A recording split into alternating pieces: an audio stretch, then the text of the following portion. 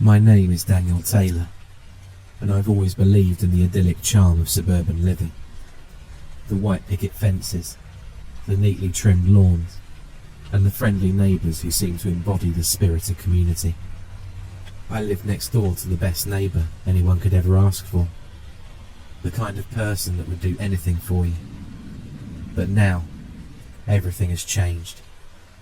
Now, every creak of a floorboard and every rustle of leaves outside my window sends shivers down my spine.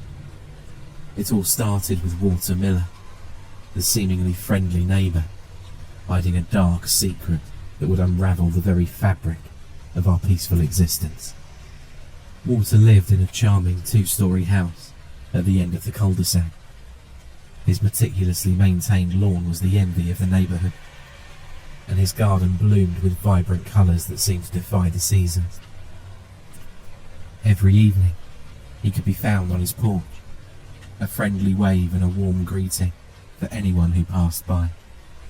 It was impossible not to be charmed by his infectious smile. I moved in 6 months ago, and not long after I placed down my last box in my empty living room, he was ringing my doorbell with a gift basket and introduced himself. He was the personification of amiable. He had a perpetual smile etched on his face, and his warm greetings made you feel like you were the most important person in the world. Living next door to him felt like a stroke of luck, a sentiment shared by the entire neighbourhood. Little did we know, behind Walter's friendly facade, a sinister secret slumbered. The first inkling of unease crept into my consciousness on a chilly autumn evening. I was raking leaves in my front yard when Walter strolled over, a steaming cup of cocoa in his hand. His eyes, hidden behind a pair of round spectacles, twinkled as he offered me the cup. "Thought you could use a warm-up, Daniel," he said, that ever-present grin never leaving his face.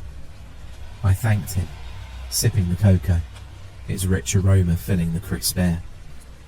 As he chatted about the upcoming neighbourhood barbecue, I caught a fleeting glimpse of something beyond his charm, a shadow that flickered in his eyes, a depth that seemed to hint at something concealed beneath the surface.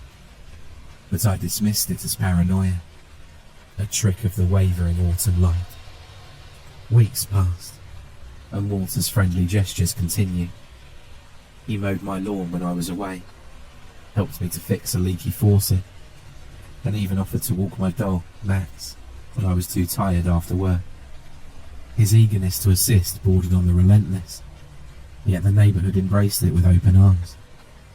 No one suspected the darkness that lingered in the corners of his life. It wasn't until the night I found myself unable to sleep that the first tendrils of fear slithered into my mind. The clock ticked away in the silence, its rhythmic sound amplifying the emptiness of my house. That's when I heard it, the faintest whisper, like the rustle of leaves outside my window. Curiosity compelled me to investigate. I padded down the hallway, the floorboards creaking beneath my weight. The whisper persisted, growing louder as I approached Walter's house. It wasn't a normal conversation. It was more like a hushed symphony of eerie voices, their tones weaving a haunting melody. Against my better judgment, I pressed my ear against the wall. The voices, a cacophony of indiscernible whispers, seemed to seep through the bricks, wrapping around my senses like ghostly fingers. Fear coursed through my veins as I recoiled, retreating to the safety of the bedroom. The next day, I couldn't shake the nagging feeling that something was amiss. I began to notice peculiarities. An odd stain on his doorstep, windows that never opened, and a peculiar aroma that hung in the air around his property. Driven by an inexplicable compulsion, I decided to confront him. I knocked on his door in trepidation. He had a metallic black door knocker which looked like a gargoyle. Odd, I'd never noticed that before. He opened it with that ever-present smile. although now it started to appear fake or insincere, considering my new suspicions. "Daniel, what brings you here?" he exclaimed, his tone a perfect blend of surprise and hospitality. I hesitated, my nerves betraying my resolve. I heard something last night. Whispering. Like voices. Is everything okay?" His smile faltered for a split second, a subtle flicker of discomfort. But just as quickly, it returned, as if a switch had been flipped. "Oh, you must have heard the wind. Old houses like these tend to be a bit noisy. Nothing to worry about, my friend. You must come in for a cup of tea. You must be freezing." His hand wrapped itself around my back, and he ushered me inside. Somehow, he managed to break down my resolve yet again and completely disarm me. As things progressed, I couldn't shake the feeling that Walter was carefully diverting the conversation away from anything personal. He spoke of distant places and amusing anecdotes, but whenever I veered towards questions about his past or his family, he skillfully changed the subject. It was as if he were hiding behind a carefully crafted facade, allowing only a curated version of himself to be seen. After one of the most flavourful cups of tea I've ever had, as Walter bid me farewell with that familiar smile, I couldn't shake the suspicion I was dancing on the edge of a mystery far darker than I could fathom. Determined to uncover the truth, I delved into research about Walter Miller, scouring the internet for any information that could shed light on his enigmatic past. The search yielded little. No family photos, no social media presence, and no documented history beyond his arrival in our town a few years ago. It was as if he had materialised out of thin air, leaving behind no trace of his existence before settling in our neighbourhood. My unease deepened, but the lack of concrete evidence left me in a perpetual state of uncertainty. However, despite his reassurances, a cold shiver ran down my spine later that evening. The unease persisted, gnawing at the edges of my sanity. Days turned into nights, and the once familiar streets of our neighbourhood became a labyrinth of fear for me. Now that I was aware of this peculiar behaviour, and the feeling that something was not quite right, I began to notice things in the neighbourhood. Whispers circulated among the neighbours, tales of strange occurrences and unsettling visions. Pets went missing, and sleep-deprived residents reported hearing eerie melodies in the dead of night. However, this was all chalked up to urban legends and rumours, the result of imaginations running away with people. It was laughed off, and almost became a running joke in the town.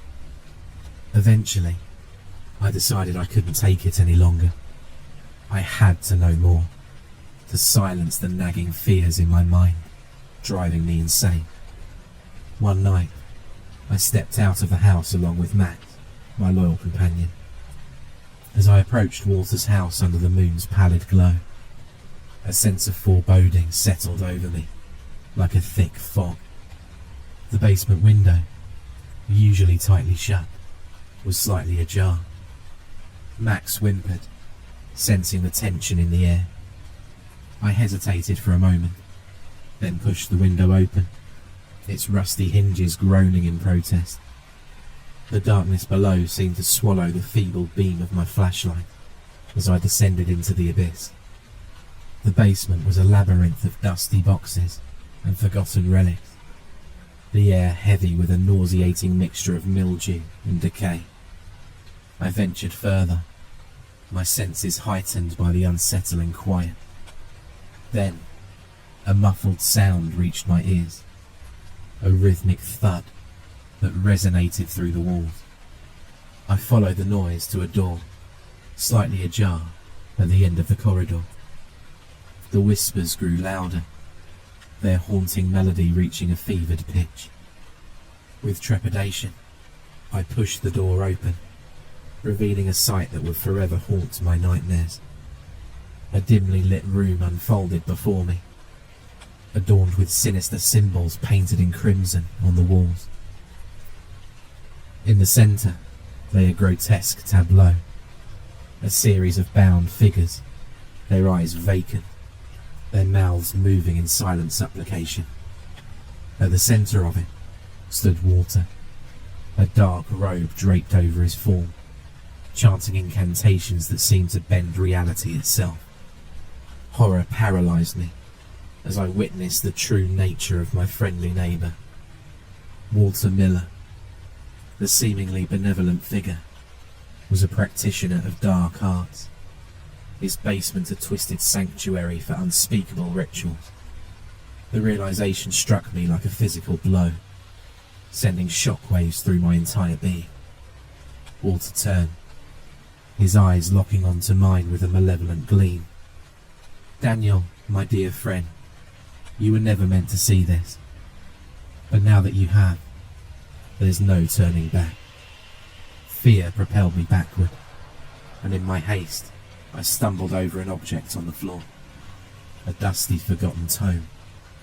As I fell, its pages opened, revealing ancient incantations and eldritch symbols that danced before my eyes.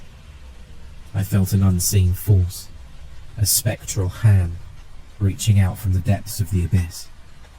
In that moment, I understood the true horror that lurked within Walter's seemingly friendly demeanour. He wasn't just a neighbour with a dark secret. He was a harbinger of malevolence, a puppet master orchestrating a symphony of terror that had ensnared our quiet town for years. I scrambled to my feet, fleeing from that accursed room and the horrors it contained. As I emerged into the cool night air, gasping for breath, I knew I had to reveal the truth to the town. The facade of suburban tranquility was shattered, and the nightmare that dwelled next door had to be exposed. The following days were a blur of fear and paranoia as I gathered evidence and rallied the townsfolk. The whispers of Walter's unholy rituals spread like wildfire, igniting a collective sense of dread.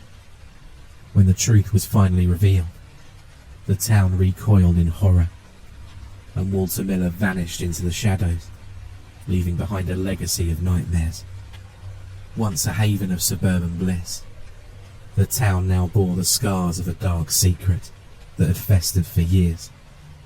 The white picket fences seemed to mock the facade of normalcy, and the neatly trimmed lawns hid the sins buried beneath the surface. In the aftermath, I often found myself staring at Walter's empty house, haunted by the knowledge that true evil could lurk behind the friendliest of smiles. The echoes of that night still reverberate in the shadows, a chilling reminder that darkness can wear the guise of the most inconspicuous of people.